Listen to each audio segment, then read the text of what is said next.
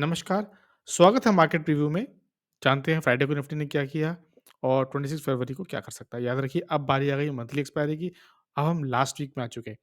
तो अगर हम फ्राइडे को देखें तो मार्केट ने कुछ कंसल्ट किया, निफ्टी ने बहुत ही हल्का-सा कंसल्ट किया, सिर्फ 4.75 4 पॉइंट से मूव किया। बड़े स्टॉक्स ने मूव नहीं किया लेकिन छोटे stock, mid cap, small cap में कुछ सिलेक्टिव स्टॉक्स ने बहुत अच्छा परफॉर्म किया। तो हालाँकि मार्केट ने इतना मूव नहीं किया, निफ्टी बैंक भी 108 पॉइंट नेगेटिव ही था, लेकिन ओवरऑल पोर्टफोलियो काफ़ी ग्रीन था। अब सीधा ऑप्शन चेन में चलेंगे, उससे पहले एक बार मार्केट निफ्टी के लेवल्स देख लेते हैं जो हम पहले ही बहुत बार देख चुके हैं। तो अब हमको दिख रहा है कि 22,000 पर एक सपोर्ट बनता जा रहा है। ये 3 लेवल हम कई बार डिस्कस कर चुके हैं। 21,500, 21,800 और 22,000। 22,000 के ऊपर टिका हुआ है। एक दिन इसने ब्रीच करने की ज़रूर कोशिश की लेकिन उसके बाद भी टिका हुआ है। अब 22,000 पे एक सपोर्ट बन रहा है, अभी नेक्स्ट मोमेंट आ सकता है।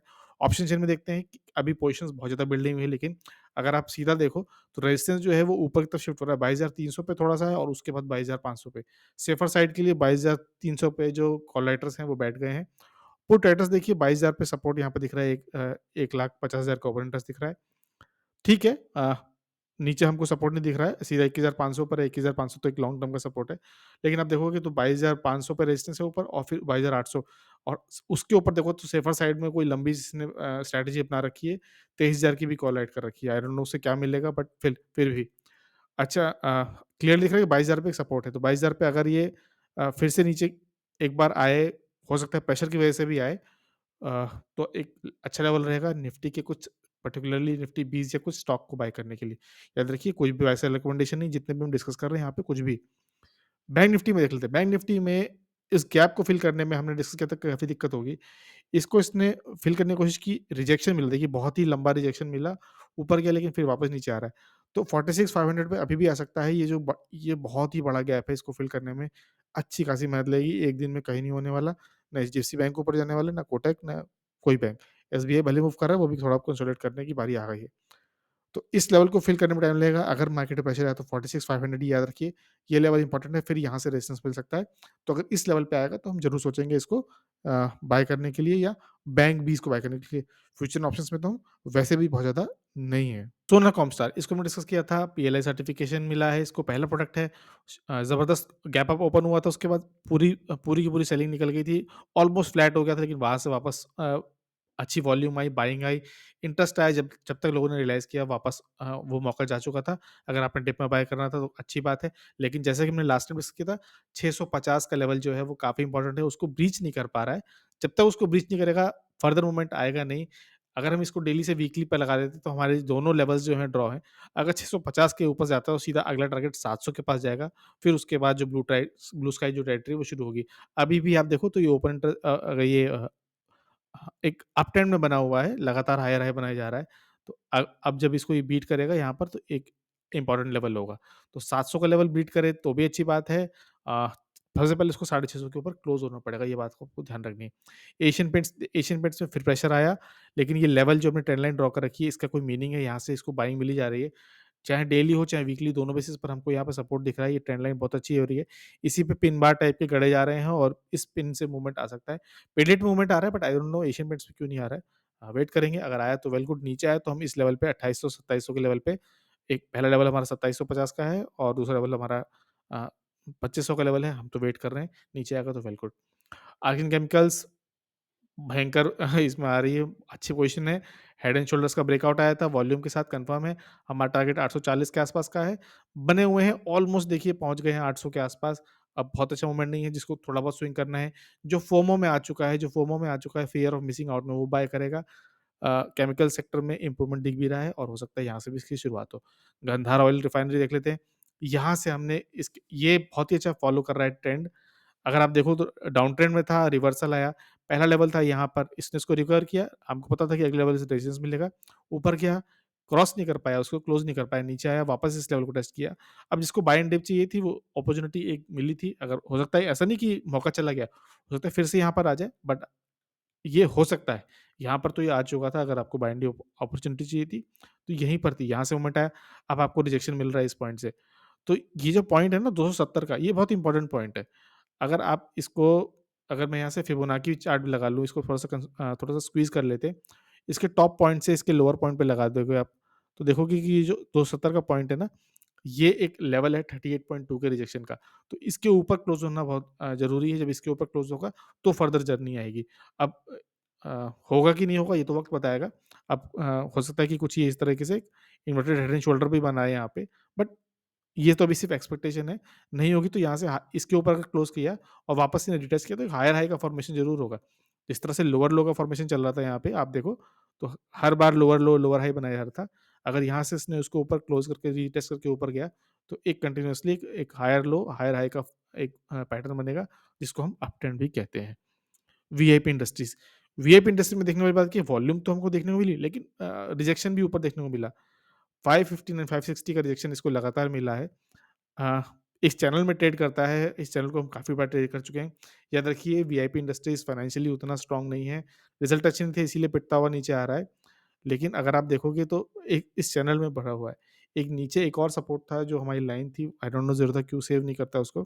तो अगर आप इस तरह की एक लाइन ड्रॉ करोगे, तो यहाँ पे देखोगे जो लेवल है 531 का, इस पे इसने पहले भी सपोर्ट लिया, हमें सपोर्ट लिया है। तो यहाँ पर हम अगर पहले भी देखें तो एक यहाँ पे हमको क्लियरली एक बुलिश एंगल्फिंग कैंडल दिख रही है। यहाँ पे काइंड ऑफ मॉर्निंग स्टार दिख रहा है। यहाँ पर देखिए पिन बार था, रिजेक्शन था, चला गया ऊपर। या देखिए वीकली बेस पे हम ड्रॉ किया है। एक एक बहुत ही बड़ी बुलिश एंगल्फिंग कैंडल और अब यहाँ पे एक काइंड हल्का-सा राउंड एक मॉर्निंग स्टार बन रहा है। आप देखिए एक रेड कैंडल, एक ग्रीन डोजी इन्वर्टेड हैमर जैसा और फिर ग्रीन कैंडल। तो यहाँ से मूवमेंट आया तो अच्छी बात है, मैं इसमें बना हुआ हूँ, फिलहाल थोड़ा बहुत नोशनल लॉस है। बट अगर रिकवरी हुई तो हमको अपने टारगेट पता है, पहला लेवल क्या है हमारा, पहला लेवल 590 का है और दूसरा लेवल आप देखोगे 650 का है, या 655 का है। उसके ऊपर गया तो अच्छी बात है और भी अच्छी बात है, बट यहीं पर हम अपना स्विंग कंप्लीट कर लेंगे। रिस्की मूव है, कोई बाय मेरी तरफ से ऐसा पुश नहीं है बाय सेल करने का, अगर आपको ठीक लगे, एनालिसिस ठीक लगे तो ही बाय करना है। दूसरों के एनालिसिस पे या दूसरों की कन्विक्शन पे आप टिक नहीं सकते। तो आपको हेल्प ज़रूर लेनी है दूसरे के एनालिसिस से, लेकिन अपने एनालिसिस पे टिके रहना है। डेटा पैटर्न्स इसने तो पूरा का पूरा स्विंग 3-4 दिन में ही कंप्लीट कर दिया। हमने इसको कई बार स्विंग किया था यहाँ पे रेजिस्टेंस था, फेस किया था, वॉल्यूम थे और कल तो जो फ्राइडे को जो वॉल्यूम थे वो तो उससे भी भयानक थे। तो जिसका लेवल था लंबे स्विंग का वो कंप्लीट हो चुका है। अब यहाँ से अगर ये राउंडिंग बॉटम बनाता है, रीटेस्ट करके फिर मूवमेंट आएगा तो फिर देखेंगे। पर फिलहाल डेटा पैटर्न से टोटली एग्ज़िट, कंप्लीट एग्ज़िट, कोई चांस नहीं है अब इसमें फ्रेश मूव का। नहीं, चांस कहना गलत हो जाएगा, बट पॉइंट ये है कि स्कोप इंटेंट पूरा कंप्लीट हो गया, अब इंटेंट के आगे देखेंगे आगे क्या होता है। अगर यहाँ से ऊपर आए तो फिर परचेज़ करेंगे। अब आईआरसीटीसी को देख लेते हैं एक बार। आईआरसीटीसी में जो लेवल था उससे ये हमने डिस्कस किया था रिज़ल्ट के बाद कि यहाँ पे सपोर्ट मिलना बहुत ज़रूरी है। क्यों? क्योंकि अगर आप इसको वीकली बेसिस पर ड्रॉ करोगे ना, तो आपको दिखाई देगा कि ये लेवल बहुत इंपॉर्टेंट है।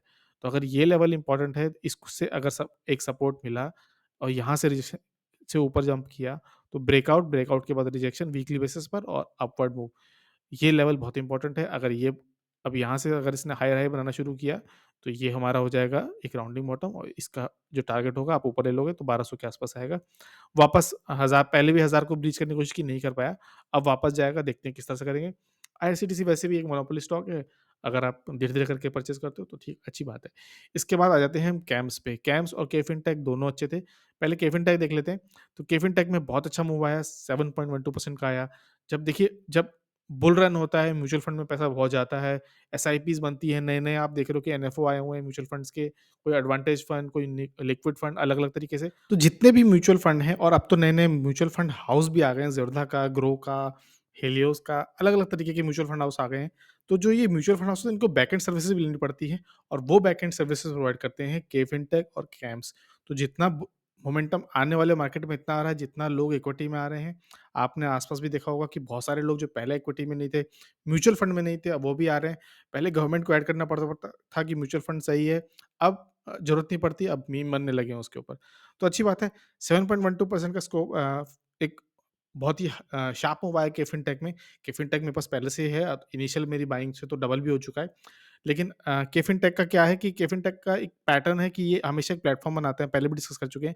यहाँ पर देखिए एक प्लेटफ़ॉर्म बनाया हुआ है, यहाँ पर भी एक प्लेटफ़ॉर्म बनाया हुआ है। हम वेट करते सोचा था कि यहाँ पर ये वापस आएगा, लेकिन बहुत शार्प मूव कर गया है। तो वेट करेंगे, जब-जब इसमें डिप आएगा, ये बाय एंड डिप टाइप का स्टॉक है। जब-जब इसमें एक डिप आएगा तब-तब हम इसमें परचेज़ करेंगे। मैं एटलीस्ट परचेज़ करूँगा, आपको अपनी स्ट्रैटेजी अपनानी है, फिर देखना है। तो इसमें तो डिप नहीं मिला, लेकिन कैम्स में एक बहुत अच्छा ब्रेकआउट आया है, वॉल्यूम के साथ आया, सबसे इम्पोर्टेंट बात ये है। तो हमने लाइन ड्रॉ कर रखी थी और क्यों कर रखी थी? क्योंकि यहाँ पर एक गैप गैप अप था। इस गैप को फ़िल करने के लिए इसको बहुत टाइम लग गया देखिए। फिर फाइनली जाके इसके पास कंसोलिडेट किया, वॉल्यूम आई, ब्रेकआउट आया। अब इस लाइन को ना हम वीकली बेसिस पे देखेंगे तब जाके हमको क्लियर समझ में आएगा। जैसे हम इसको कन्वर्ट कर देंगे वीकली बेसिस पे आपको दिखाई लगेगा कि ये जो लेवल था इसको ब्रेकआउट करना बहुत ज़रूरी था ₹2908 का, अब 3100 पे पहुँच चुका है। अगर आप 1 वीक में देखोगे तो 7.72% का मूवमेंट आ चुका है लास्ट वीक के अंदर ही। अब यहाँ से जो इसकी अगली जर्नी है वो 37-51 के आप आस-पास ही है। दोनों तरीके से या तो आप एक काम करो इसको राउंडिंग बॉटम मान लो, अज़्यूम कर लो और यहाँ पे आप इसका एक अ, यही इसका बॉटम होगा अगर आप कुछ इस तरह से ड्रॉ करोगे ना अ, तो यही इसका बॉटम बनेगा। बट इस लाइन को जो हमने ट्रेंड लाइन है इसको एक हाइट मानते हैं और इसी को क्लोन कर लेते हैं और इसी क्लोन को जब हम ऊपर मूव कर देंगे ना तो यही हमारा टारगेट हो जाएगा। तो अगर हम इसको ऊपर करें, यहाँ पेस्ट करें तो ऑलमोस्ट हमारा टारगेट यही आता है 37-53 नहीं तो राउंडिंग बॉटम भी बनेगा ना जब तो यही इसका टारगेट होगा। तो अच्छा है, मूव भी अच्छा है एक फुल जर्नी हो रही है जो इनिशियली 4000 पे बाय करके बैठे थे, अब जाके उनको उस प्राइस पे मिलेगा। तो एक अच्छा मोमेंट आ गया कैम्स का, केफिनटेक का, एचडीएफसी, एएमसी, सीडीएसएल, बीएसई इन सबको भी ध्यान रखेंगे। बुल मार्केट में बहुत चलते हैं, जितना मार्केट एंजल वन 5 पैसा मैं भूल गया। जितने इस तरह के स्टॉक हैं, जो बुल मार्केट में के हैं, जो जब मार्केट अप होता है तो उसमें नए इन्वेस्टर्स आते हैं, ज़्यादा बाइंग होती है, ज़्यादा ब्रोकरेज मिलता है, ज़्यादा फ्यूचर ऑप्शंस होता है। तो इस तरह के हम स्टॉक्स को ज़रूर ध्यान रखेंगे। याद रखिए मेरी तरफ से कोई भी पुश नहीं है बाय सेल करने का, आपको अपनी एनालिसिस करनी है, इस एनालिसिस के बेसिस पर फिर आपको डिसाइड करना है कि आपको बाय करना है कि नहीं। तो कैसा लगा वीडियो ज़रूर शेयर करिए, एक हेल्प करिए छोटे चैनल को ग्रो करने में। वीडियो को देखने के लिए बहुत-बहुत धन्यवाद।